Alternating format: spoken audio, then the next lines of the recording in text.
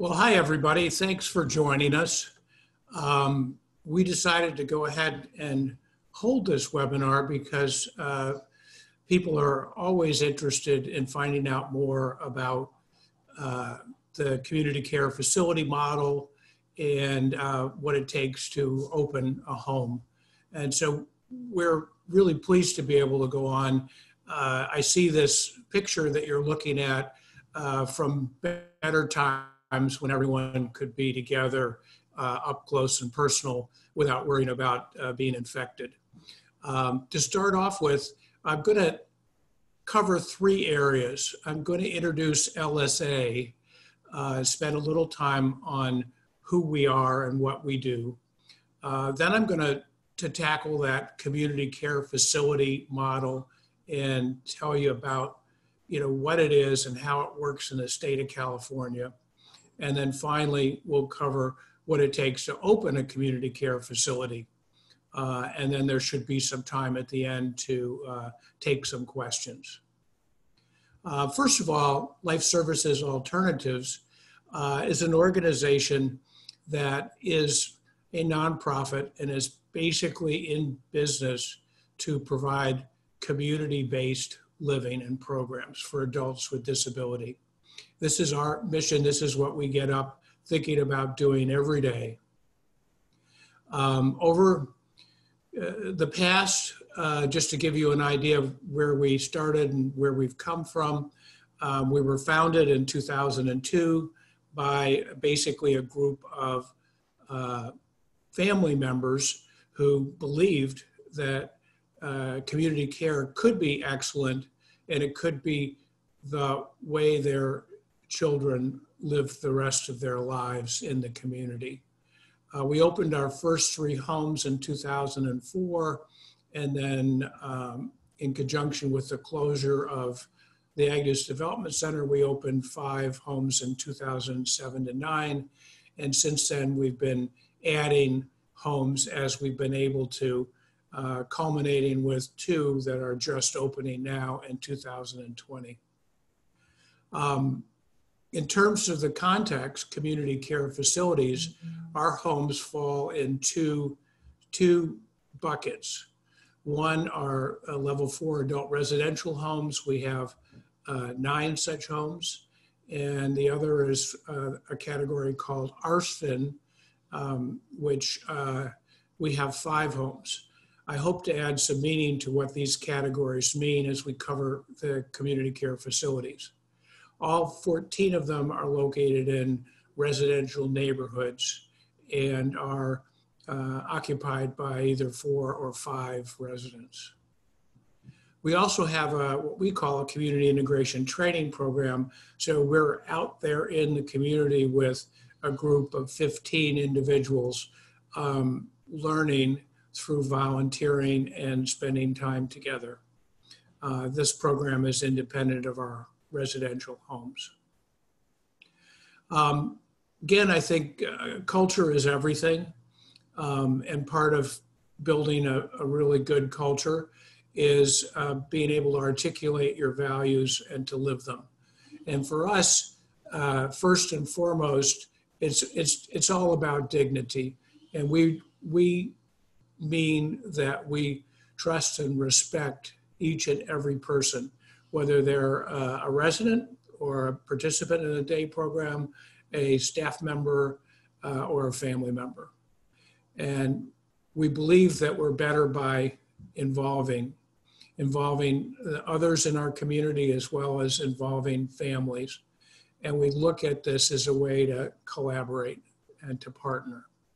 And finally, we really believe in ever being better. And we do that by consciously investing in our people, striving to make improvements, whether they're small or whether they're large, and doing this on an ongoing basis. Together, this is really makes LSA who we are. Just to give you an idea of size, we have over 200 employees, and we continually focus on making LSA a great place to work as well as a great place to live. And with that kind of staffing level, it gives you a little bit of an idea of what it takes to deliver that kind of a quality program in 14 homes. Just one more point about family involvement. We go out of our way to encourage it and to essentially become, everyone becomes part of the family. And we found that this means that family members of one resident become family to all the residents who live in the home, and that makes it a even more special place to live. What is a community care facility? I'm going to try and put some definition to this. This is being done within the context of California and different places. There are different terms that are used and also different acronyms. But for us here in California, we're all part of a group of facilities referred to as community care facilities. Some characteristics. First of all, they're licensed, and they're licensed by the state of California. They're also vendorized by the San Andreas Regional Center, one of the regional centers in California. And by being licensed and vendorized, we're entitled to provide 24-hour residential care to adults with developmental disabilities. But we may have a couple of types of programs, but there are many more, and I'm going to try and cover the multiple levels and types so you get a better understanding of the landscape, because one size does not fit all. Typically, these facilities have 4 to 6 residents. Whoever is providing the service has to control the house or the facility as it's referred to. They're vendorized by this regional center to provide a rate that covers food, covers the rent, it covers the services, which are primarily the biggest cost, the labor, if you will, of providing the support to the residents. And it also covers facilities that are staffed 24/7. And it's assumed, but not mandated, that individuals will go out of the home and attend a day program or be involved in employment. Service providers can be for-profit or they can be nonprofits. A little bit more, service levels basically reflect the differing needs of the individuals who reside there. And those are differences in areas like daily living. How much help do I need with daily living? How much help do I need getting around? And finally, staying safe and keeping others safe. So the rates are based on the service levels, and service levels come in minimum staffing, consulting hours, and basically define the services that will be delivered by that service provider. Beyond that, additional funding comes through a process that requires one to request a health and safety waiver. Some different types. Probably the largest single category is adult residential facilities. These are facilities for DD individuals from ages 19 to 59, the state's definition of an adult. Residential care facilities for the elderly are essentially the same type of facility, but for people who are 60 and older. These aren't hard lines, but these are, generically the populations that these homes are designed to care for. Getting into some of the more specialized areas, if someone needs more behavioral support than is provided for in an adult residential facility, then they would look at an enhanced behavioral support home. Likewise, if someone was in that kind of a home or in any of these homes for that matter and was in crisis, they might be able to reside in a community crisis home that would help resolve the crisis and lead the way for them to return to their home. And finally, if the needs were for additional medical or nursing related care, they might be appropriate for them to be in an adult residential facility for persons with special health care needs. Boy, every time I say that, I get out of breath. That's the Arfman model, and we often refer to it as the 962 homes because that's the Senate bill they were formed under. I'm not going to spend a lot of time on this slide, but in adult residential facilities, there's 4 levels. Level 4, higher level of services, level 1, lower. I'm going to spend some time on level 4, which is the world that we live in and that we're most knowledgeable about. So within level 4, you have A through I. So there's 4A, B, C, D, E, E, F, G, all the way to I. And basically, the lower the letter, the less care and supervision someone requires. And so as you go from A to I, the minimum level of staffing increases. Before we go on to what it takes to open a community care facility, I thought I would contrast it with one of the other most popular housing models, and that's supported living.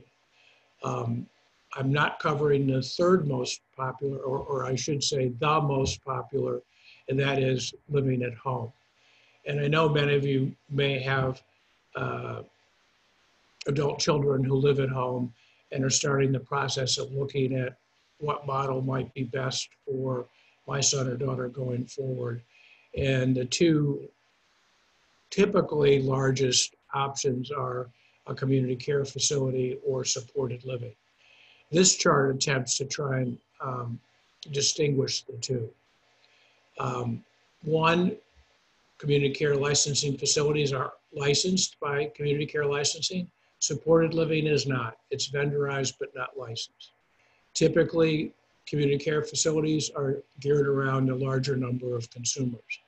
Supported living historically was for an individual, but it has been used to support more than one individual, but there are limits. In the case of housing, if you're looking at supported living, your son or daughter would need to secure the housing. The support is provided by the supported living vendor.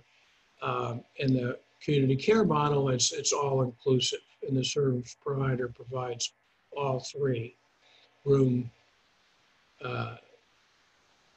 meals, and support. And again, in both programs, certain things aren't covered. In the case of community care facility, it's a day program. If you're in a day program, that's handled by funding to the day program provider. And in the case of supported living, you're responsible for your own rent and food.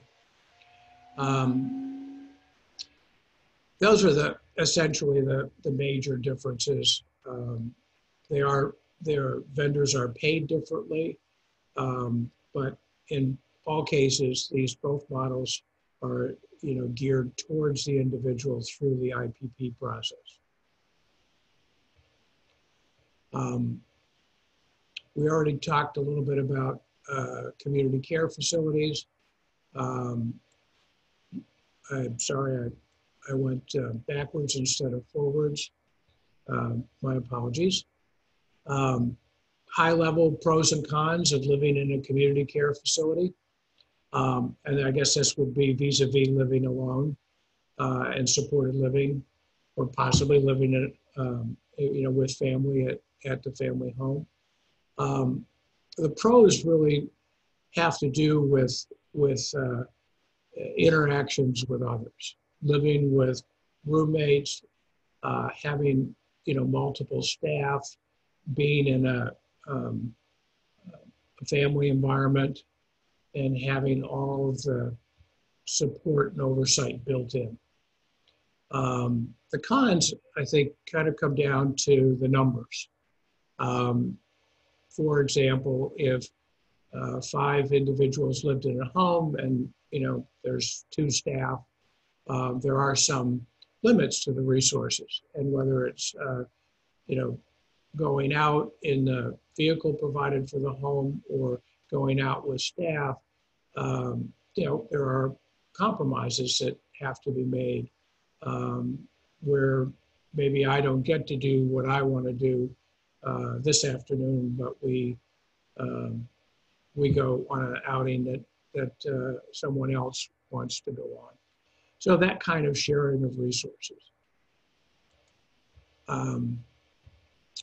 When parents ask me what should I be, when I'm looking at community care facilities, what should I be thinking about or asking?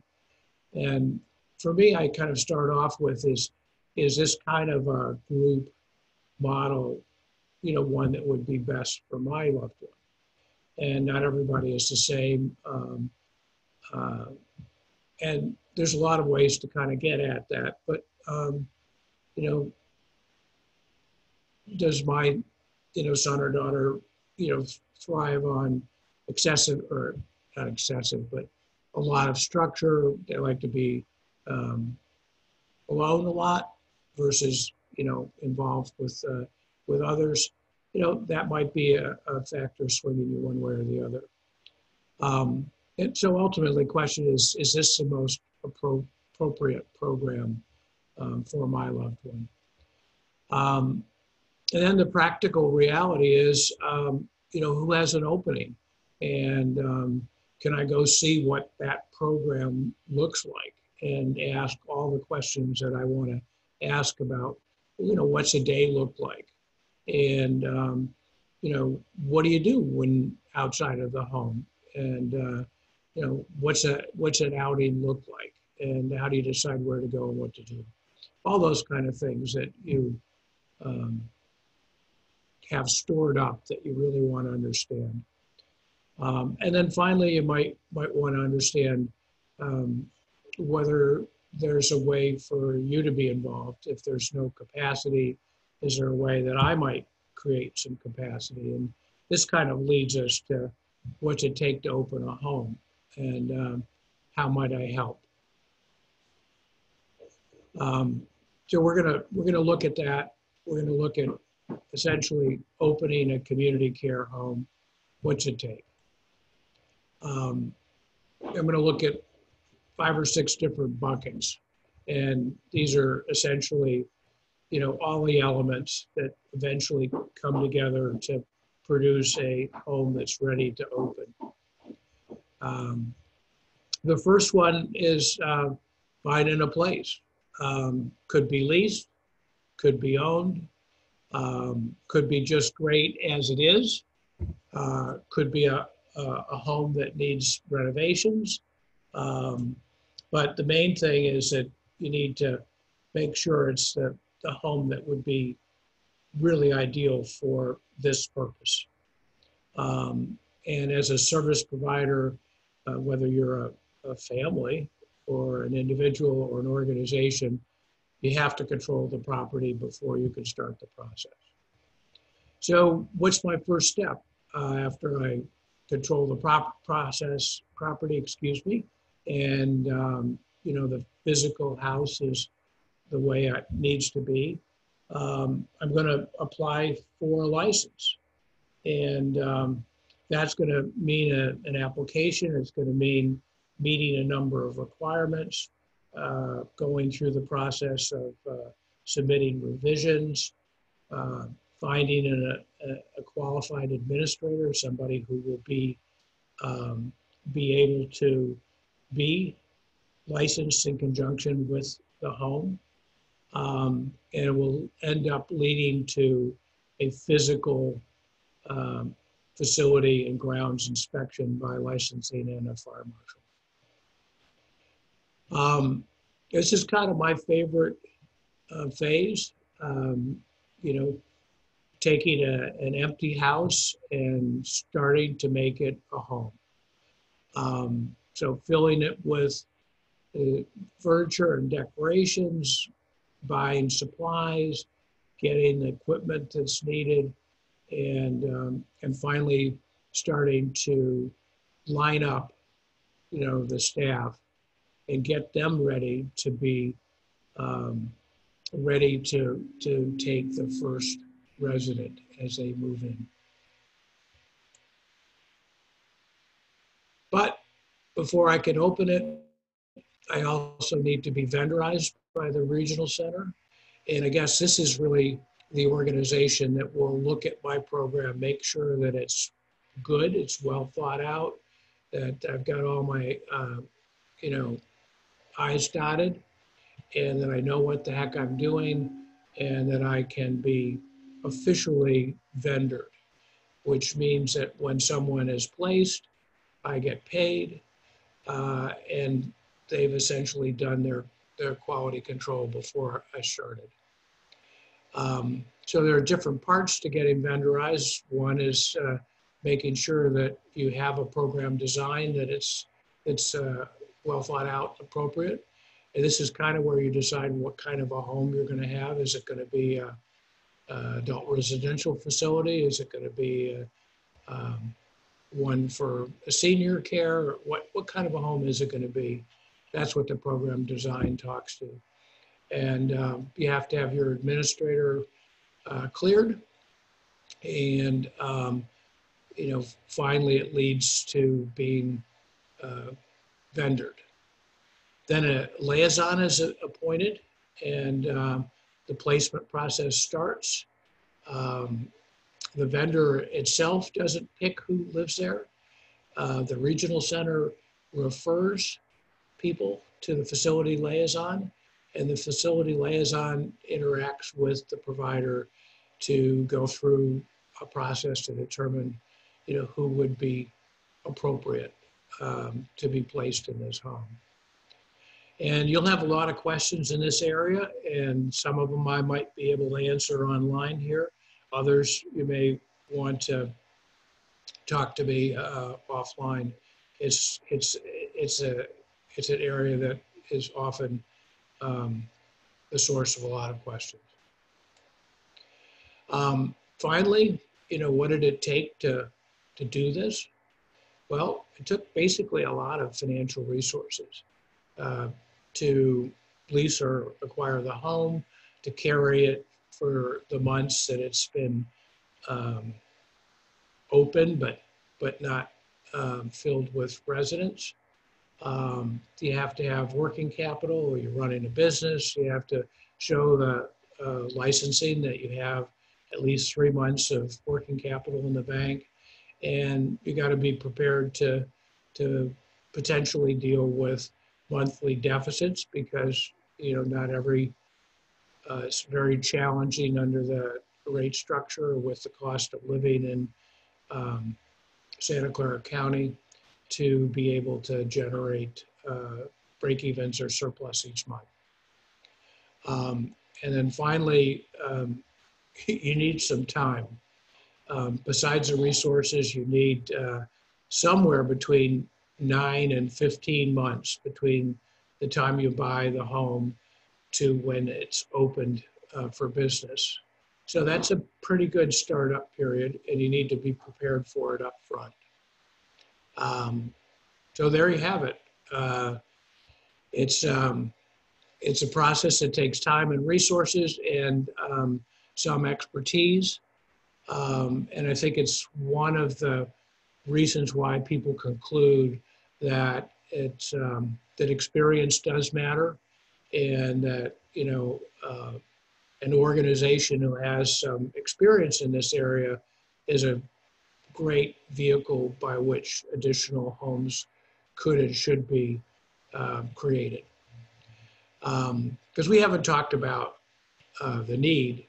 The need is great, and most people realize fairly quickly that the supply of good quality openings is limited. So, advice to families. So, what are some of the things to start thinking about or asking about? Again, kind of comes back to what's best um, for my loved one now and later. Um, you know, if it's a adult residential facility, you know, what level might that look like? Is it a higher level? Is it a lower level? What kind of a level? Um, and then, you know, can I find a service provider to work with to learn more? Maybe to look at an opening, to ask all those questions that I want to ask. Um, and then finally, um, something that every person eventually needs to come to grips with is how much do I want to be involved? How much do I want to control this? And is that different now or later? I think most people want the end game to be their loved one in a place that they can uh, live a quality life and be safe and protected when I'm gone. Um, but the in between, you know, is a little more complicated, and so these are some things to start thinking about. Um, the, if I was looking at a bunch of openings, you know, what might I ask about of the service provider to try and figure out if the service provider was, you know, the kind of organization that would be around for the long haul and would provide that kind of care that I envisioned for my loved one. And so these are some questions that you could think about, you know, asking. And a lot of them are very um, logical. You want to understand the background, the experience, the stability, and of course the um, philosophy and values of the provider. And they'll give you a lot of insight to how it would be for your loved one living in one of the homes of the provider. So just some things to think about there. Um, Before I finished, I wanted to let you know that we're planning to be out there opening more homes and creating more capacity. We don't see this need diminishing. And so our goal is to continue to open homes and create more capacity. We recently, as many vendors have experienced some challenges with respect to the COVID-19 virus, and we've put, of course, our plans in place, and we're working really hard to keep our staff and residents safe. Um, but it's challenging times. And our board of directors has put up a match of 21,000. So anyone who donates between now and the 1st of May, a board member will match their donation, dollar for dollar, up to 21,000. Great opportunity for us, and we hope you'll give it some thought. Again, thank you very much for attending. And next, we're going to take some questions, and I'm going to turn that off over to our MC, Hadia. Thank you all.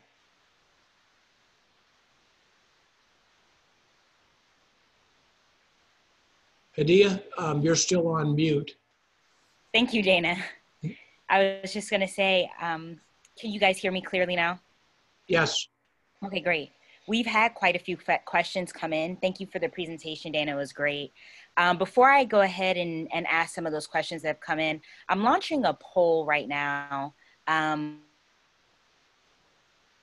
did questions and maybe want to hear a little bit more content, but haven't really thought about it.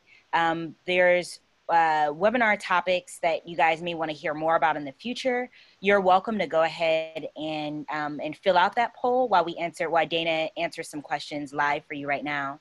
And we have a couple from one woman, Candice Lang, which we're happy to hear from you. Thank you for joining us, Candice Lang.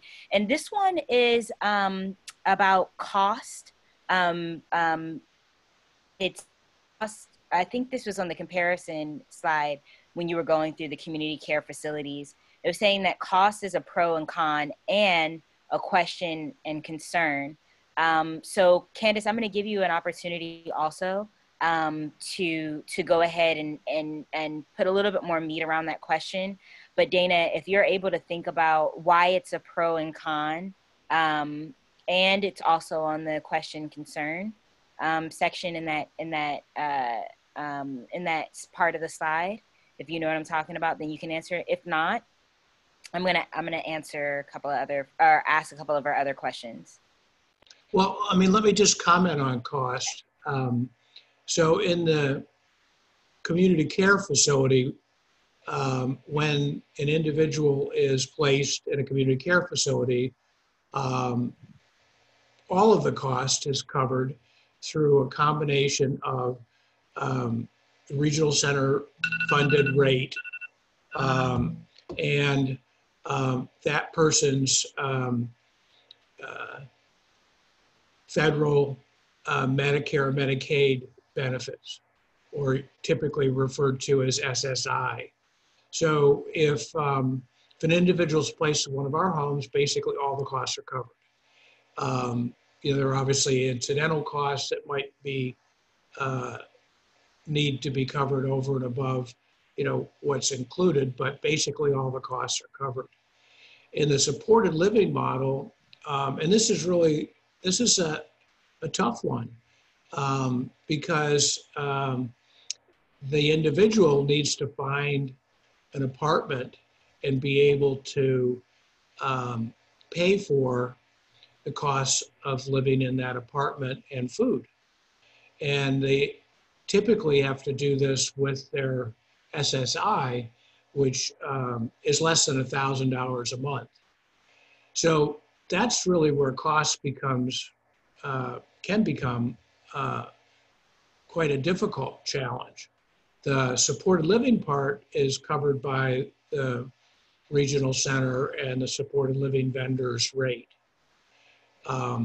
So that's kind of high level, who pays for what. And so that does that answer the question? Candice also has another question about how do we afford the house? Can you talk a little bit more about that? I mean, you just talked about costs. How do we afford the house? That's a great question. So basically, when LSA got started, there were some programs in place around the closing of the state institution called Agnes. And so funding of our early homes was done by, with help from governments through another nonprofit. But as we've expanded over time, houses are very, very challenging to find and acquire. They're expensive, and the only way that they could be funded was either through fundraising, which has been the primary vehicle that LSA has taken, or through applying for and getting some sort of a grant. And we've applied for many grants, and that's been helpful as well. But basically, all of our funding comes from private donations. In the more recent times, we've also explored the possibility of a family purchasing a home and then leasing it to us at what, in essence, was below market rates, because we couldn't afford to pay full market rate for the house. So for us, we're we're constantly looking for help and support from the community to be able to acquire and expand. I hope that helps. Great. So I want to make sure that we get to some of the higher level questions that we can answer live. I think so far we've taken a couple from Candace. Let's move forward and talk about um, some of the people who are staying in our home. Sure. I think that Candace, um, um, are you forced to take an individual you don't think fits your criteria? And then also, Lyle, she asked, are your customers currently staying at LSA homes or back to their own families if they still have families? This is, of course, referring to the COVID-19 situation and shelter in place in California. So there's two different things that are. Sure. And I think that kind of mimics another question from Deborah. So if you can answer both of those, one from an LSA standpoint, and then also how we're addressing the COVID-19 problem. Okay. Repeat the first question. The first question is just simply, are we forced to take an individual that? Sure. Okay. So are we forced to take an individual? No. And in fact, as much as, and I mean this really honestly, as much as we want to help everyone, we also have to be really, really careful that the individuals in a home that we can in fact support them, and not just support them, but we can create an environment where they will excel. And to do that, we need to be critical, if you will, of the fit. So yeah, there's been times when we've had placements that have been suggested where we just didn't feel like we could support them, and so we have said no.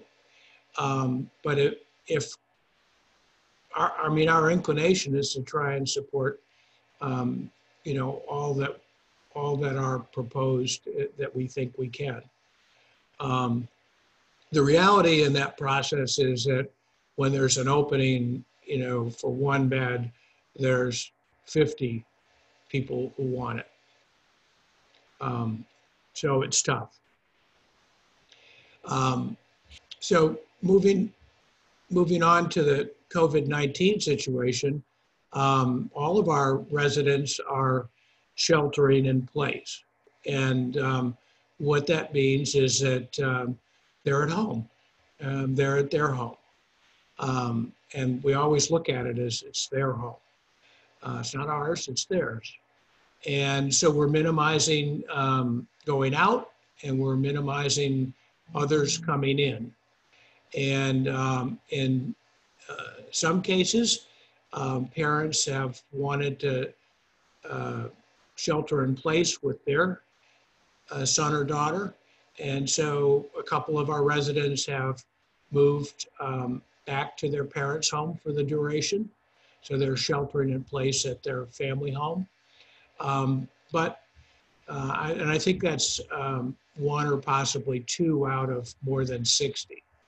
But everybody else is sheltering at their home at LSA, and we have put in place, screening and a number of different protection and prevention measures in each of the homes. And everybody seems to be doing pretty good so far. Okay, that's good to know, Dana. We have a few more questions here. Some of them I'm trying to bunch them together. But can you talk about the opening of other homes in other counties? Are we planning on doing that? And then I want to bunch that question for both the acceptance rate for all applications. And then someone else is asking about how long does it take to get a home license through CCL? Okay.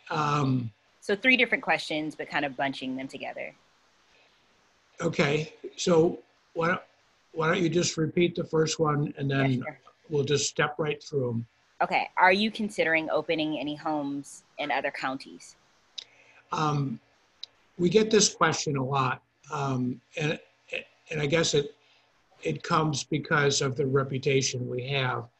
And historically, we've stayed focused on a pretty tight geography, Santa Clara County.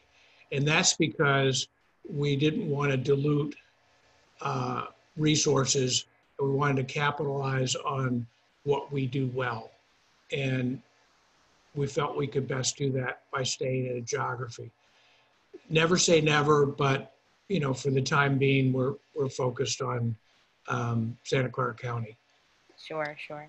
And so the second question is, how long does it take through CCL?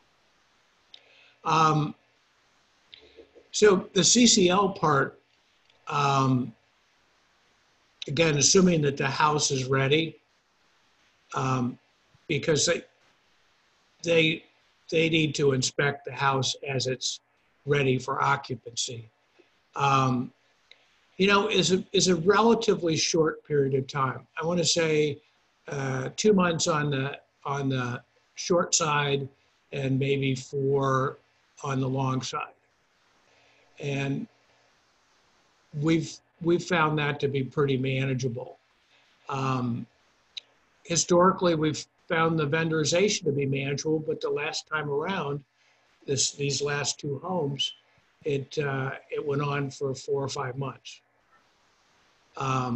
So it's an art, not a science, to manage that. But I would say 2 to 4 months on the community care licensing side. Sure. Okay. And then the last in this bunch is, what's the acceptance rate for all applications?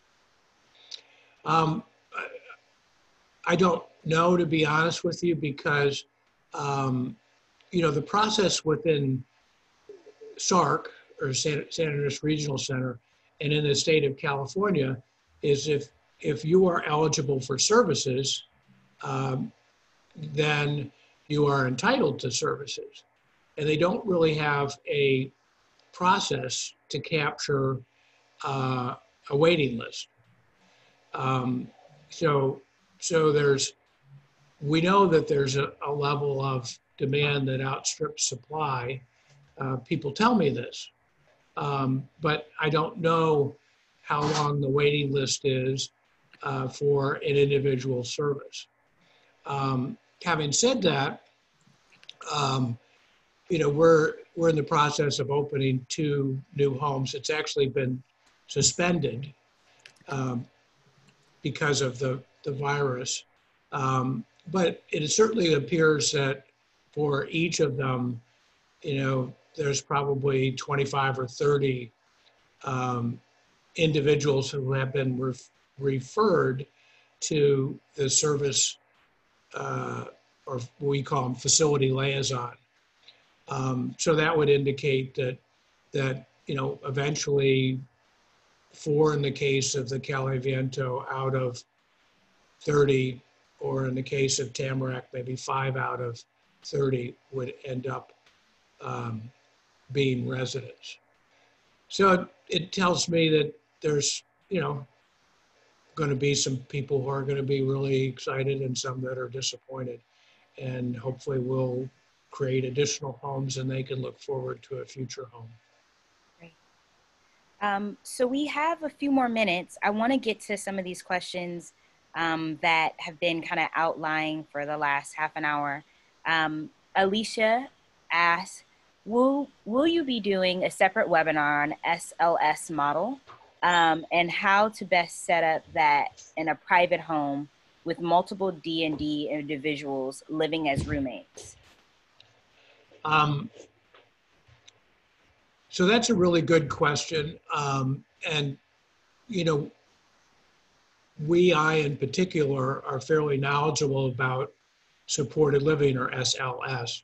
And I am on a personal level because I have a son with disabilities who lives in a house and is supported by supported living agency. There's nothing to do with LSA, but I do know some individuals who are quite expert on the subject. And what we'll do as a public service is reach out to them and see if they might be willing to do a webinar through LSA on the subject. Don't know if I'll be able to get them to agree, but if I can, we'll offer a webinar on it, supported living. Great, great. So regarding finances, what about maintaining homes quality, flooring, painting, etc.? Is there a plan to update the existing homes? It's an ongoing budgeted item, you know, and we have a facilities department headed by a manager. And so we take it very seriously. In some of the homes, the maintenance is covered under the lease and done by a third party. In some of the homes, it's our responsibility, and we do it managed by the facility manager. I've talked sometimes about maybe creating a maintenance fund for the long term, but so far we've been able to manage the needs as they come along through the normal budgeting process. Right. So it looks like Charlene has all of your customers currently staying at LSA homes, or so we've already answered that, if they've or they've gone back to their own families, and we're referring to the shelter in place. I'm going to mark that as done. And Alicia says, I heard a family the prohibition on the family of the DD individual who will live in a SLS house, not being able to own it. Is that true? Will the RC typically grant those waivers? I don't understand the question well enough to answer. Try it one more time, or maybe read it literally. Okay. I heard a family can get a waiver of the prohibition on the family of the DD individual who will live in an supported living facility house. And it says not being able to own it. Is that true? Will the RC typically grant those waivers? So I'm not quite sure what she's asking either. Okay, I think I understand. So basically in supported living, there's no prohibition as to who owns the house. So a family can in fact own the house and rent it to their developmentally disabled adult. It doesn't have to be owned and rented. You are just as comparably, they could rent it, from some other owner. But that's not a prohibition. It doesn't require a waiver. Okay. We have a couple of questions that have been upvoted by other attendees. So I'm going to answer those first. How do you decide and who to reject? And what's the selection criteria? Say that again. Let's see. All right, so they're basically asking, related to the acceptance rate, how do you decide who to accept and who to reject? Okay, so that's a good question. So as part of the licensing application and the program design that is reviewed and approved, in conjunction with the level, is basically entrance criteria. So it really reviewing placements, against our program design. And in some cases, they're pretty straightforward. We might have in a program design is this particular home is for women only. And since it's an adult residential facility, it's for women who are 19 to 59. And then it just goes from there. The level of the house is a 4F, and that means that it, the person needs to be require that level of care, and it ties back to their IPP and their what's called a CEDAR by the regional center. So we're not being arbitrary. We're trying to review the appropriateness of the placement against criteria that we've already set. So it might be the level. Most of our homes, excuse me, are 4F, but we have 2 that are 4C. So that would be one difference. Some are co-ed, some are males, some are females. So it's not an exact science, but and a lot of times, it might be something as simple as just looking at the fit with the others that are being looked at. And during that placement process, we'll meet the family, we'll meet the individual. We might go observe the individual in their day program or at home. We try and make this as an informed decision as possible because we know how important it is to get it right, not just for us, but for the family. So I hope that helps. It's not arbitrary. Great. And so we're just about at time now, but I want to make sure we get these questions.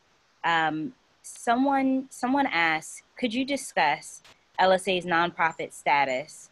Was that, and do you feel nonprofit status is essential and for ongoing stability, even in areas other than fundraising? Sure, a couple comments. So LSA is a 501c3. And the first advantage of being a 501c3 is on the homes that we own and occupy, we don't pay property tax, or we pay a minimal property tax. So that's a huge cost advantage. It also,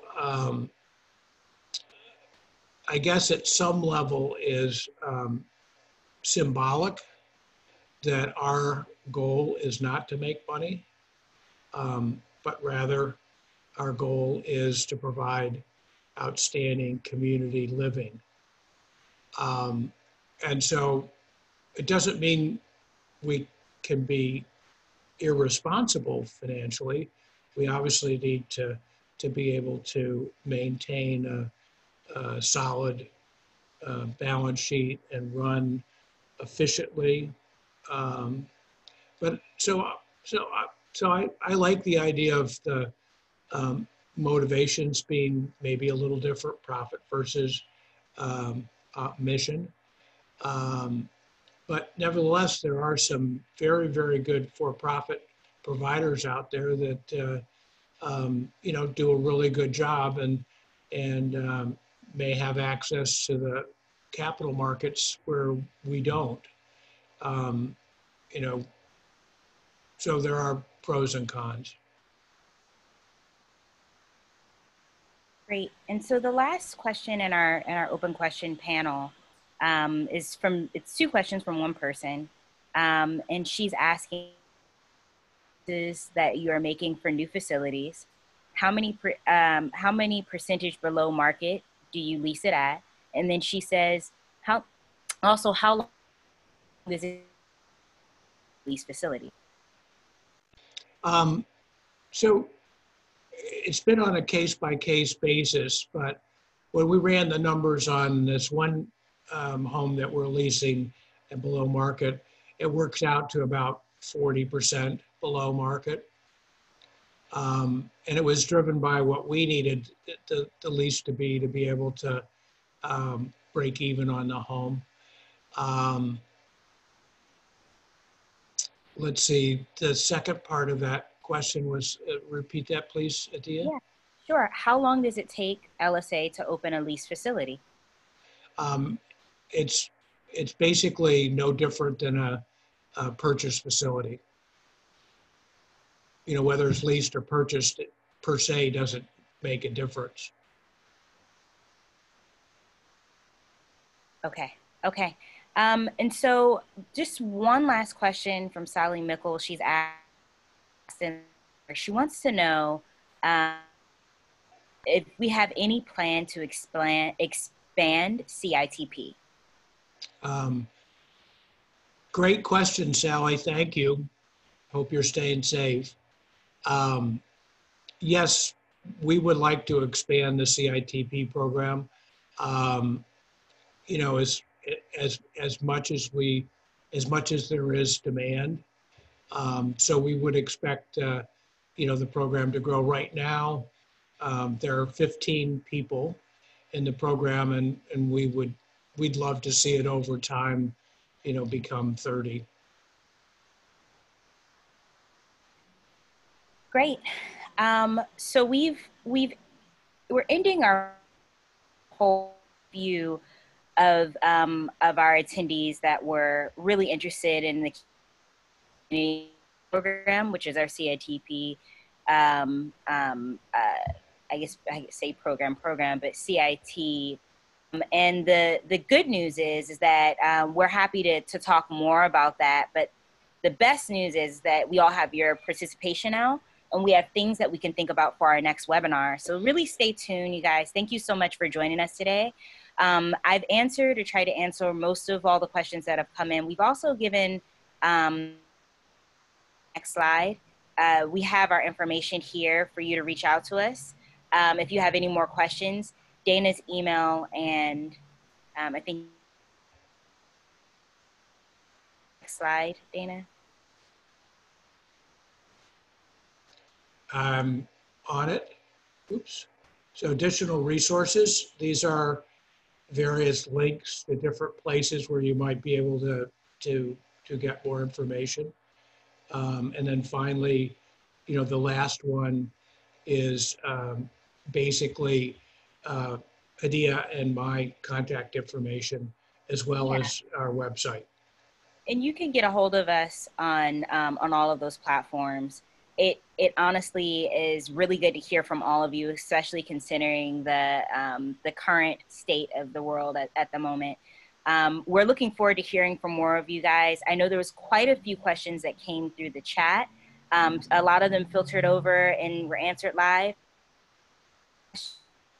In this webinar, you're free to contact either myself or Dana for more information. And as all of our social media platforms and our website, which is www.lsahomes.org.